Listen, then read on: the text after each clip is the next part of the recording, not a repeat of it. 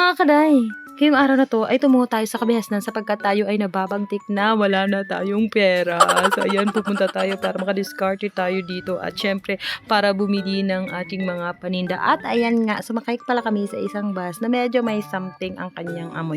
Yung bang nakakasukang amoy. Shoutout naman po sa inyo. Bago nyo ilarga 'to, paliguan nyo naman or pabanguhin nyo naman, 'di ba? Kasi siyempre mahal yung pamasahe natin diyan. Tapos ganyan lang yung amoy. At ayan na nga, matapos nating langhapin ang lahat ng amoy ay ayan na, nakarating na rin tayo at last matapos ang isang oras. So, ayan na, medyo gutom na ang ating kasama kaya kakain daw muna kami. Ito lang talaga yung kanyang pinunta, ang kumain dito sa McDo.